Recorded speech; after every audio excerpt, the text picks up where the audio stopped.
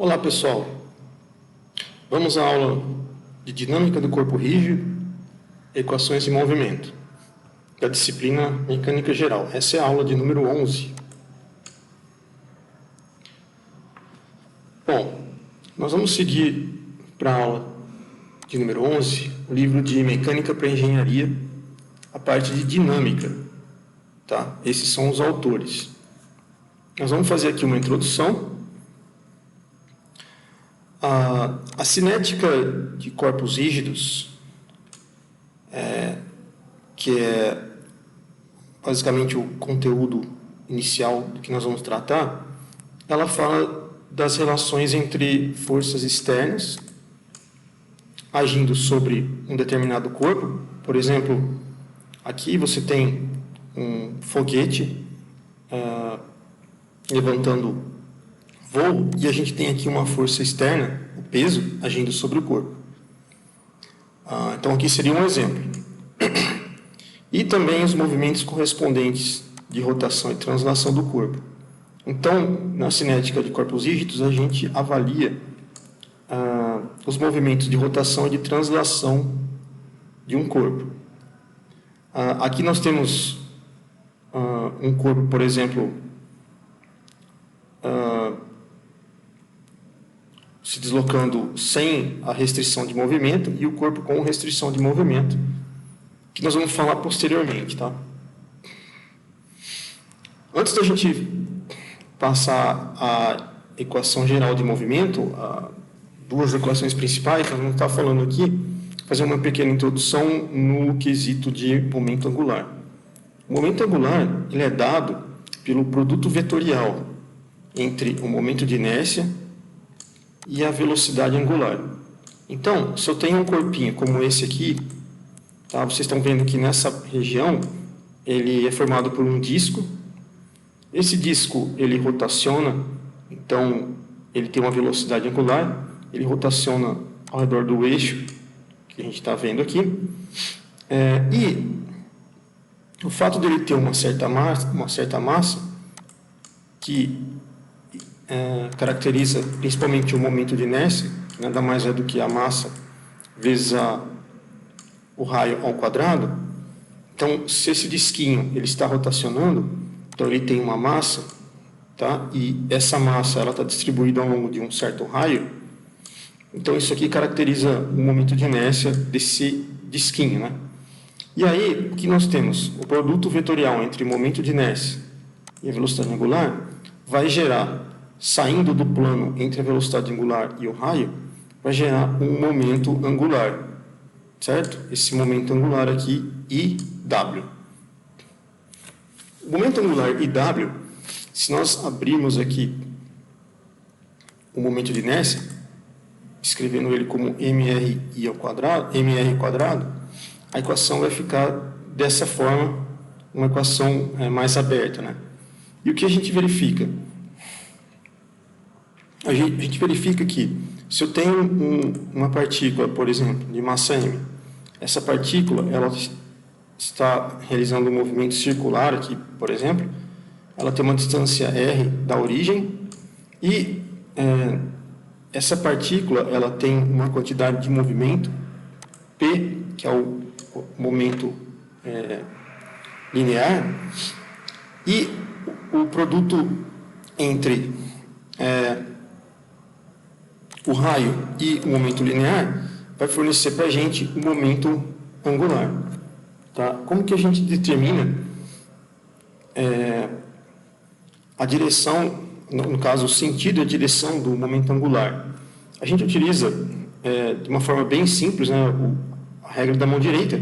Então, os dedos vão apontar aqui para a direção do vetor de momento linear P, e os polegar, no caso, ele vai estar apontando para cima. Então, o momento angular ele vai ter o sentido e a direção apontando para cima, certo? Essa é a regra da mão direita. Se nós substituirmos nessa equação a velocidade angular ela é dada pela velocidade linear dividido pelo raio. Se nós substituirmos o W aqui nessa equação, nós vamos chegar nessa equação de momento angular MRV. Tá? Só que nós sabemos que M vezes o V é exatamente o momento linear. Tá? Então, o momento angular pode ser dado pelo produto entre o raio e o momento linear RP. E também a gente percebe que existe um ângulo entre o P e o raio. Então, o momento pode ser dado por RP seno do ângulo entre os dois. Bom, para que serve essa equação, né, de momento angular? A gente observa aqui nessa figura, tá, que tem uma pessoa que está segurando essa roda de bicicleta. A roda de bicicleta está girando com uma velocidade angular W, e do centro da roda até a borda onde está toda a massa da roda da bicicleta, nós temos um raio R. Tá? Essa roda está girando com um momento de uma velocidade angular, mas ela possui um momento linear, que é dado por M vezes V. Tá? Então, se eu multiplicar vetorialmente o momento linear, que está aqui, pela distância, né, das bordas do pneu até o centro, que vale R, então, se eu multiplicar os dois, esse produto vetorial vai me gerar uma outra grandeza vetorial perpendicular ao plano que está o raio e o P. Se eles estão no mesmo plano, então esse vetor que vai sair do plano a gente chama de momento angular, que é o vetor momento angular L aqui, tá? Então a gente percebe que, vamos mudar esse exemplo aqui, tá? Então a gente tem nós temos um fio que está segurando a roda da bicicleta. Se a roda está parada, tá? Ela não está girando, a roda ela vai ficar caída, tá? Então ela não vai ficar nessa disposição aqui, tá? Vocês estão vendo que o eixo dela está para cá, ó. Ela não está caída. Se ela está parada, a roda não está girando, o eixo dela vai ficar para baixo, então ela vai ficar jogada para baixo. Quando você gira isso aqui com uma velocidade adequada, o que acontece? Esse momento angular, que é o produto entre o raio da roda e a velocidade que a roda gira, vai gerar um momento para esse lado aqui. Esse momento é suficiente para erguer a roda e deixá-la perpendicular, né, à direção vertical Y aqui, por exemplo. Então, eu vou ter um momento angular para cá. Então, o produto vetorial entre R e P gera um momento angular que faz com que a roda fique nessa posição que a gente está vendo.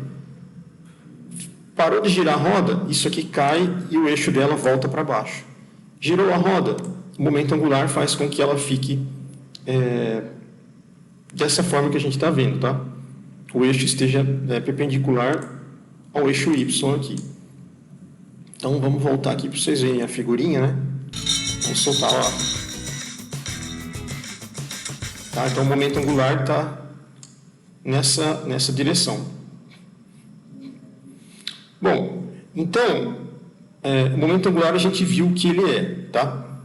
Agora, existe o seguinte, né? Para que esse corpo gire, tá? Faça essa circunferência, por exemplo, eu teria que ter uma força aqui atuando e esse efeito de giratório, né, vai causar esse movimento que a gente está vendo. Só que, muitas vezes, não existe força externa atuando. Então, nesse caso, não existe um torque externo. Nós sabemos que o torque externo de todas as forças externas é igual à variação do momento angular em relação ao tempo. Só que quando não existem forças externas no sistema, esse torque ele é exatamente zero. Quando isso acontece, eu posso dizer que a variação do momento angular em relação ao tempo é zero.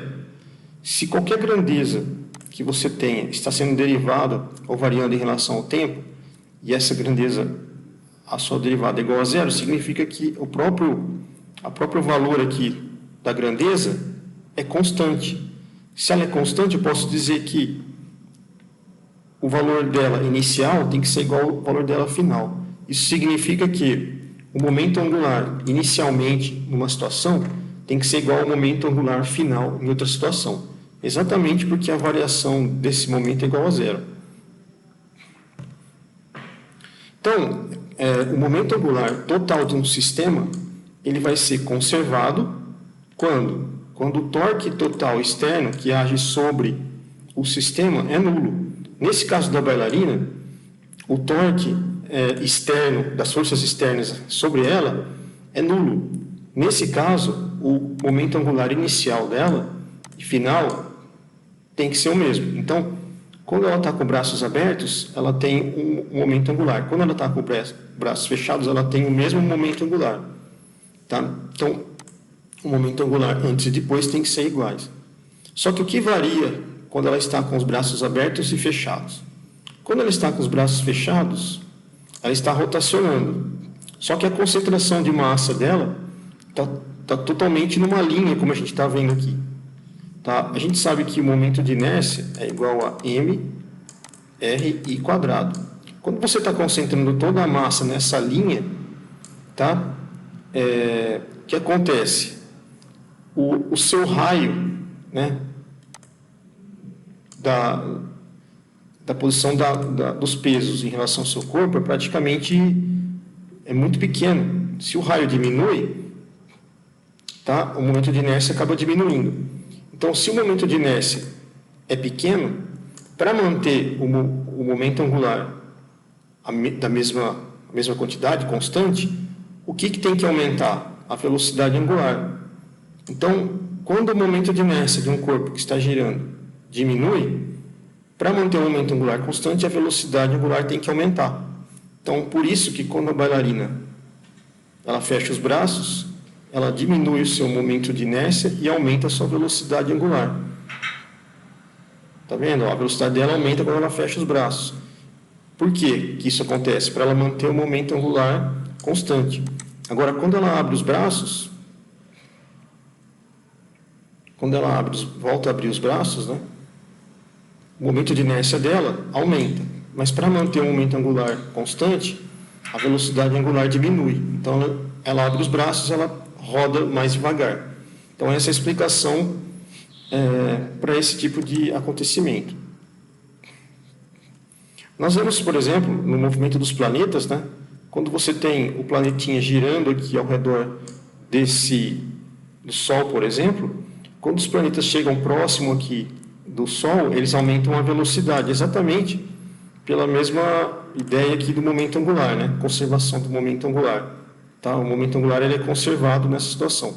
Aí, quando ele chega mais distante do planeta, a velocidade dele é reduzida, então ele tem uma velocidade menor. O momento linear aqui é menor, o momento linear aqui é maior. E aí, feita essa introdução em relação ao momento angular, nós podemos partir para as equações gerais do movimento, que são equações do movimento plano, tá? Então, nós vamos aplicar, então, algumas relações ao caso desse movimento plano. Então, imagine um corpo rígido, como esse aqui que a gente está vendo. Sobre ele tem várias forças agindo. No centro do corpo rígido, a gente tem o centro de gravidade. E nós temos o sistema de coordenadas x e y, certo? Esse corpo rígido, ele tem uma velocidade linear a, e tem velocidade angular de giro aí, né, w, e uma aceleração angular de alfa. Nós podemos, então, baseado na forma que esse corpo vai se movimentar, citar duas equações gerais do movimento. A primeira é a que todo mundo conhece, a segunda lei de Newton. A somatória das forças resultantes num sistema é igual a massa vezes a aceleração. E nós podemos citar uma equação de momento, tá? Que é uma forma vetorial da segunda lei de movimento de Newton, generalizada. Então, eu posso dizer que o momento resultante em torno do centro de massa das forças externas sobre o corpo é igual à taxa de variação da quantidade de movimento, essa daqui, quantidade de movimento angular do corpo em torno do centro. Aqui, pessoal, H para a gente vai ser momento angular também. E aí nós vamos derivar esse momento angular em relação ao tempo. Isso vai ser igual à somatória dos momentos em relação ao ponto escolhido, no caso, o centro de gravidade. Essa equação, ela é igual a quem? É igual ao produto do momento de inércia, no caso do sistema, do corpo rígido, né? E a aceleração angular que esse sistema executa. Essa equação, tá? Ela pode ser escrita também da seguinte forma, como o alfa é igual a velocidade angular ponto, né? Isso aqui, ó, esse termo é a mesma coisa que aceleração angular, tá? E eu posso escrever dessas duas formas ou igual a essa. Então, essa forma inteira aqui é a mesma coisa que essa equação. Então, essas são as duas equações gerais de movimento que nós vamos usar para resolver alguns exercícios. Como a gente falou lá no início da aula, que o movimento pode ser um tipo de movimento com ou sem restrição. Então, o movimento de um corpo rígido, ele pode ter restrição ou não. Se ele não tiver restrição, então eu tenho um exemplo desse aqui do foguete, que a gente citou lá atrás, né? Então, o foguete ele se desloca nesse plano, tá? No caso, num plano vertical, e ele não tem restrição, não está preso a lugar nenhum, né? Não tem limitação física para que ele se movimente. E aí a gente tem as componentes AX e AY da aceleração dele, que aparecem no sistema. Tá? E além disso, ele pode ter uma aceleração angular. Ok? Quais são as leis que regem esse movimento dele? Então, a segunda lei de Newton, se ele está na superfície do planeta Terra, né? E a equação vetorial de Newton na forma generalizada, essa daqui. Agora, se o movimento tem restrição, por exemplo, esse caso aqui, que a gente tem guias, tá? Tanto horizontais quanto verticais, então esse ponto B ele vai se deslocar para cima ou para baixo, e o ponto A acaba se deslocando para a direita e para a esquerda. Tem uma relação cinemática entre eles, né? Então, esse é um tipo de movimento com restrição. Tá? Nesse caso, a gente precisaria determinar a relação cinemática entre os pontos. Agora, em relação a sistemas de corpos interligados, né? Em algumas situações como essas aqui, nós podemos ter dois corpos rígidos conectados. Então, tenho esse corpo rígido conectado a esse. Tá? E os movimentos vão estar relacionados cinematicamente entre eles. Certo? Então, a gente tem que analisar o corpo como um todo. Certo?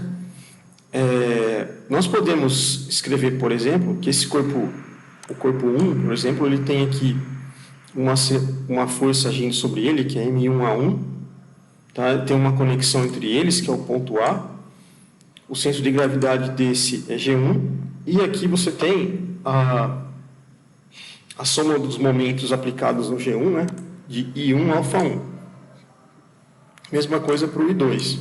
Eu posso escrever aqui a soma de todos os momentos sobre esse ponto aqui, tá? Que relaciona os dois corpos separados, só que estão conectados, o corpo rígido, é igual à somatória dessa grandeza, mais a somatória de uma força, por exemplo, MA, que é a aceleração do sistema, por exemplo, vezes uma distância, que é a distância entre os corpos em relação à origem escolhida. Tá? Essa é uma outra equação que a gente pode usar. Nós vamos citar aqui dois casos de movimento em um plano. O terceiro caso vai ficar para uma outra aula. Por exemplo, a translação. Então, para um corpo com translação, as equações gerais para o movimento, no caso do movimento plano, elas podem ser escritas dessa forma aqui. Só que, como ele está realizando uma translação, tá, e não uma rotação, o que acontece? A primeira lei aqui, a segunda lei de Newton, fica da mesma forma. Já a forma generalizada, que relaciona uma rotação, tá, que isso aqui é uma aceleração angular, nós não temos rotação, então não tem essa aceleração angular, então isso aqui é igual a zero. Então, a equação geral de movimento, para o caso de uma translação, é igual a soma de todos os momentos em relação ao seu centro de massa, centro de gravidade, né? Tem que ser igual a zero, tá? Então, essa é a segunda equação. Para, no caso, uma translação retilínea, nós vamos fazer o seguinte. Se ele só estiver deslocando no eixo X, tá? Nós colocamos a força na direção de X. Em Y, nós não temos a somatória das forças em Y é zero, porque ele não desloca em Y. Mas em X, ele continua sendo MAX. E temos algumas equações alternativas, né? Se eu pegar, por exemplo, esse ponto P, e eu quero a soma dos momentos em relação a esse ponto, o que eu faço? Eu analiso todas as forças que estão fora desse ponto. No caso, MA está fora do ponto.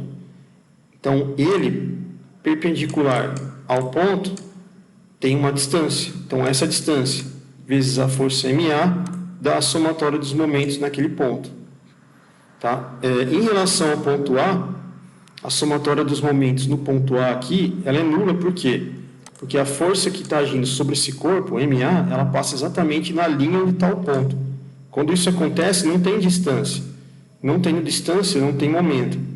Então, nesse caso, a soma dos momentos no ponto A é zero. Já uma translação curvilínea, tá?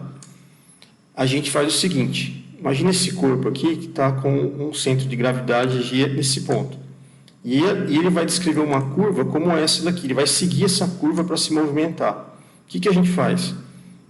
A partir do ponto, a gente traça duas linhas. Uma linha que é normal, 90 graus, a perpendicular que passa aqui. Então, se esse ponto está aqui e passa uma perpendicular, passa uma trajetória tangencial aqui nesse ponto, então eu vou escrever que essa linha é a nossa tangente. 90 graus da tangente, nesse ponto, sai uma linha normal. Então, eu tenho essa linha para referência e essa, que é a tangente. E aí, o que eu sei? Quando a gente tem uma translação curvilínea, né, nós vamos ter uma aceleração para fazer a curva, que é igual a m vezes a n, a direção do n aqui. E na tangencial, a gente tem a massa vezes a aceleração tangencial. Então, essas são as duas equações para uma translação curvilínea. Tá? Mas eu posso usar os momentos também. Ó. Por exemplo, se eu pegar o ponto A aqui, eu quero calcular o momento em relação ao ponto A. Do ponto A, eu vejo a linha que tem a força a certa distância dA. Então, eu tenho essa força agindo a essa distância do ponto A. Então, a massa vezes a aceleração a n vezes a distância dA. O ponto B é a mesma coisa, tá? Então, tem a força aqui e essa distância. Então, vai gerar um momento para cá, tá? Que é o momento em relação ao ponto B. Ok, pessoal? Em relação... vamos fazer um exercício agora para vocês entenderem melhor o que está acontecendo. Então, exercício 1. No caso do exercício 1, a gente tem uma caminhonete que ela tem 1.500 kg de massa. Ela vai atingir uma velocidade de 50 km por hora a partir do repouso. Então, em uma distância de 60 metros, tá? Ao subir a inclinação de 10% com aceleração constante. Então, pessoal, vamos supor que ele partiu daqui, aqui era o repouso, né? Então, velocidade zero igual a zero. Daí ele foi deslocando, tal. Chegou aqui, ele andou 60 metros. Andou 60 metros, certo? Nesse ponto, de 60 metros, a velocidade deles era quanto? Era 50 km por hora, certo? Mas só que nesse ponto ele já havia se inclinado 10%, tá? Inclinação de 10% aqui. E a aceleração dele era sempre a mesma, constante. Então, o movimento aqui é uniformemente variado, aqui em cima. Quais os outros dados que ele deu para a gente? O centro de gravidade da caminhonete está a 600 milímetros do solo. Então, está aqui, ó, 600 milímetros do solo. A distância do centro de gravidade em relação às rodas está a 1.500 milímetros. certo? Que é 1,5 metros para a direita e 1,5 metros para a esquerda. Aí ele pede, calcule a força normal sobre cada par de rodas. Então, eu vou ter que calcular essa força normal e essa daqui. Ele pede também para calcular a força de atrito sobre as rodas motrizes traseiras. Então, essa força de atrito aqui atrás, nós vamos ter que calcular. Tá? Ele fala o seguinte, sabe-se que o coeficiente de atrito efetivo entre os pneus e a estrada, tá? Então, o coeficiente de atrito entre o pneu e a estrada é 0,8. 0,8. Tá? Isso aqui ele fornece para a gente. E o que mais? Ele diz que a inclinação do terreno, tá? Aqui, ó, ela vale 10%. O que isso quer dizer? 10% vai ser 1 sobre 10, pessoal. Tá? Então, normalmente em arquitetura, o pessoal mexe com inclinação, né? Então eles colocam, a inclinação do terreno vale 10%. É a mesma coisa que dizer que o terreno, a cada 10 metros, por exemplo, ele tem uma altura de 1 metro. Então, 1 metro aqui e 10 metros aqui. Ó. Então, a cada 10 metros que eu caminho, você sobe 1 metro de altura. Tá? Então, é uma inclinação de 10%. Certo? Como que a gente vai começar o problema? A primeira coisa é calcular a aceleração aqui na região da inclinação. Então, ele passou 60 metros. Passou 60 metros. Ele está com uma aceleração, tá? Que nós vamos ter que calcular. Qual que é essa aceleração aqui? Então, nós vamos assumir o que primeiro? A massa das rodas vai ser desprezível comparada com a massa da caminhonete, certo? Temos que considerar isso. A caminhonete vai ser considerada como um corpo rígido, é um corpo rígido único, apesar das rodas estarem separadas aí, nós vamos assumir um corpo rígido único. E o movimento é uma translação retilínea. Então, a gente tem algumas equações que a gente viu lá na teoria para utilizar em movimento de translação retilínea. Então, para achar a aceleração, nós vamos aplicar a equação de Torricelli, pessoal. O movimento é uniformemente variado. A equação de Torricelli diz a velocidade em um determinado ponto é igual à velocidade ao quadrado, né, inicial, mais 2, a aceleração e o deslocamento. Foi dado no problema que a aceleração, que a velocidade da caminhonete a 60 metros da origem, então se aqui fosse a origem, né, a velocidade inicial aqui é 0, a 60 metros, a velocidade aqui ela é de 50 km por hora. Então, o V a gente tem, o V quadrado é 50 km por hora. O V0, ele partiu do repouso, então isso aqui é 0. A aceleração é o que a gente quer encontrar. E o deslocamento é o quanto ele deslocou da origem até aqui, que é 60 metros. Beleza? Então, o que a gente vai fazer? Nós vamos isolar aqui a aceleração, tá? Substituir esses valores aqui que a gente tem em contra-aceleração. Então, o V quadrado vai ficar 50 dividido por 3,6. Por que o 3,6? Porque eu tenho que transformar 50 km por hora em metros por segundo. Porque o 60 aqui embaixo, ó, ele está em metros, tá? Então, nós temos que transformar isso. Então, 50 dividido por 3,6 elevado ao quadrado. Dividido por 2 vezes 60, vai dar a aceleração, que é 1,608. Tudo em metros por segundo.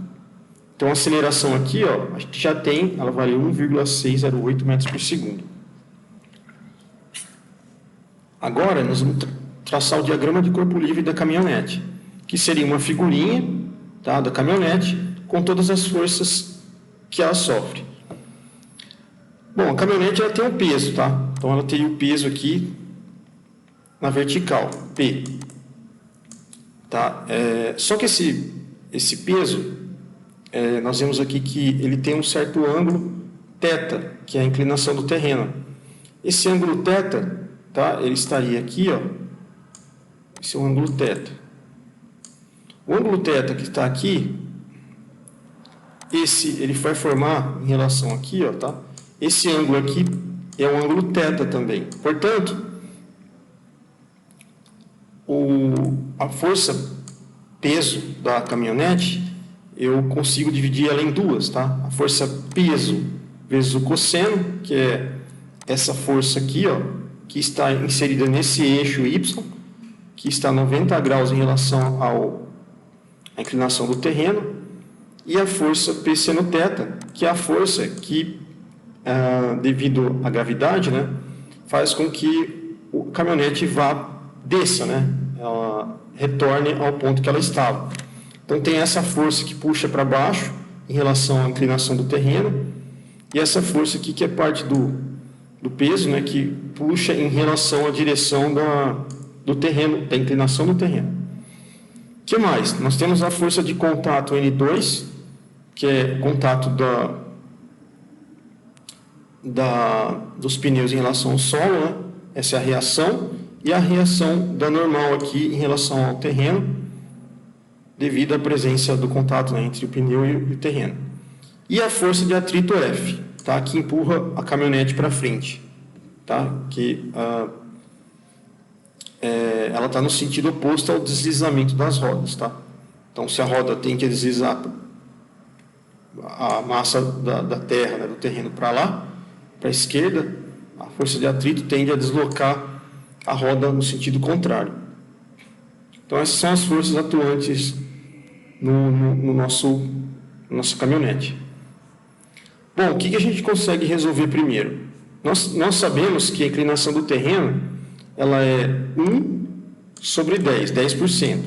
Então, se eu quiser saber a inclinação do terreno, não em porcentagem, mas em matéria de ângulo, né, dá para fazer isso.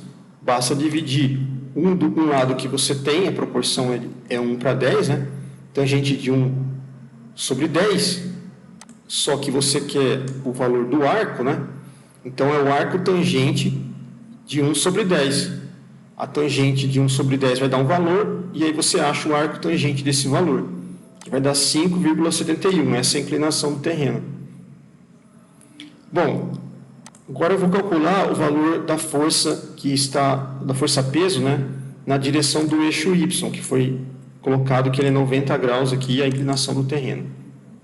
Então, P cosseno vale a massa da caminhonete vezes a aceleração da gravidade, tá? Então, isso aqui dá o valor da força peso.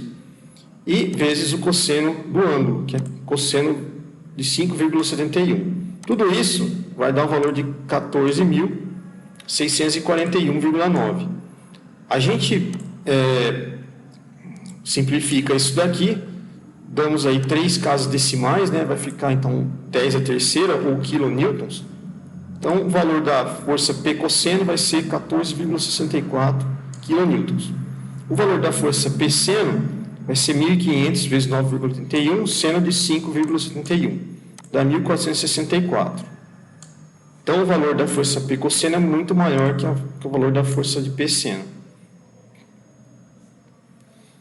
Se a gente quiser saber qual que é a força, tá? M vezes a massa de toda a caminhonete, vezes a aceleração aqui da caminhonete, então a força ocorrida durante a aceleração da caminhonete para cima, é só multiplicar a massa pela aceleração da caminhonete. A aceleração da caminhonete a gente calculou, que vale 1,608. Multiplicando ela pela massa da caminhonete, né? Então é 1.500 vezes 1.608. Isso vai dar a força que a caminhonete recebe para subir essa inclinação. Tá? Bom, agora a gente vai aplicar 3 equações do movimento e obter as incógnitas, né, e resolvê-las. Então, a primeira. Como a gente sabe que a soma das forças na direção do x é igual a massa vezes a aceleração, nós calculamos agora que a massa vezes a aceleração da caminhonete para cima vale 2.410. Então, a soma de todas as forças na direção de x tem que ser a massa vezes a aceleração, que vale 2.410. Isso a gente já tem. Só que a resultante, a soma das resultantes aqui do outro lado, né, dessa parte aqui, quem é? Toda a força que está na direção do eixo X, então a força de atrito está aqui, menos a força que empurra a caminhonete para baixo, a componente dela, a componente peso, né, que puxa ele na direção aqui da inclinação, que é P seno de θ, que a gente já calculou, que é 1464. Então, com essa equação, dá para calcular a força de atrito. Passando isso aqui para o outro lado e somando, a gente vê que a força de atrito é 3.880 newtons. Ela é muito maior, tá, do que a força que puxa ela para baixo na direção do eixo X, e é muito maior que a força que acelera a caminhonete. Tá? Então, a força de atrito faz uma força superior, a força P seno é uma força que puxa uma parte dessa força de atrito total para trás, né? E o que resta é a aceleração da caminhonete, que é 2.410 newtons. Até aqui, ok, achamos a força de atrito. Tá? Só que como a gente precisa calcular os coeficientes de atrito aqui entre a roda traseira e o solo, nós só temos a força de atrito. Nós sabemos que a força de atrito é o coeficiente de atrito vezes a normal. Para achar o coeficiente de atrito, nós precisamos da normal. Nós não temos essa normal em 2. Para achar ela, então, nós vamos usar essas duas equações, essa e essa outra. A somatória das forças no eixo Y, a gente sabe que a caminhonete não voa, ela está no solo, então ela está em equilíbrio. Então, a somatória das forças no eixo Y tem que ser igual a zero, tá? Porque não tem nenhuma força que eleva a caminhonete ou afunda ela no solo. Tá? Então, a somatória das forças em Y é zero. Se isso é verdade, quais são as forças que existem aqui no sistema? A gente tem uma força N1 que vai para cima e uma força N2 que vai para cima, nos dois sentidos. E temos a força P cosseno θ que é para baixo. Então, subtraindo. Somando todas elas, elas têm que ser igual a zero. Só que aí eu chego numa equação com duas incógnitas. Eu preciso de mais uma equação para determinar N1 e N2. E é aí que entra essa equação aqui, a equação da segunda lei de Newton, vetorial generalizada. A gente sabe que no movimento retilíneo, a somatória de todos os momentos em relação ao centro de gravidade é igual ao momento de inércia vezes a velocidade angular, a aceleração angular. Só que a aceleração angular não tem para o movimento retilíneo, não tem. Então, isso tudo tem que ser igual a zero. Se isso é igual a zero, o que a gente tira? A gente tira aqui a soma dos momentos em relação ao eixo, o centro de gravidade é zero. Então, eu vou escrever todos os momentos que agem em relação a esse ponto. Então, vamos lá. Eu vou fixar esse ponto central aqui, tá? E vou observar os eixos que ele tem. A força N2, por exemplo, ela não está nesse eixo Y. Então, ela está a uma distância perpendicular a esse eixo, né, de 1,5 metros. Então, 1,5 metros está aqui, ó. 1,5 metros vezes a força N2, isso vai me dar um primeiro momento que acontece sobre esse pontinho que a gente chamou de ponto G. Só que foi assumido aqui que tudo que for no sentido horário é negativo, então por isso está esse sinal negativo. Já a força N1, ela está no sentido anti-horário, e ela está a uma distância desse eixo Y de quanto? De 1,5 metros também. Então, isso daqui é um momento em relação ao ponto G, que gira toda a caminhonete no sentido anti-horário. Ele é positivo porque eu assumi que, nesse caso, ele vai ser positivo nesse sentido. E, por último, nós temos a força F, que ela está nesse sentido aqui do solo, né? Ela está a uma distância, ó, de 600 milímetros em relação ao ponto G. Então, essa força V0,6 metros, essa força a gente já tem, que é a força de atrito. V0,6 vai dar esse momento que giraria a caminhonete nesse sentido também. No sentido, nesse sentido aqui, no sentido anti-horário, que também é positivo, tá?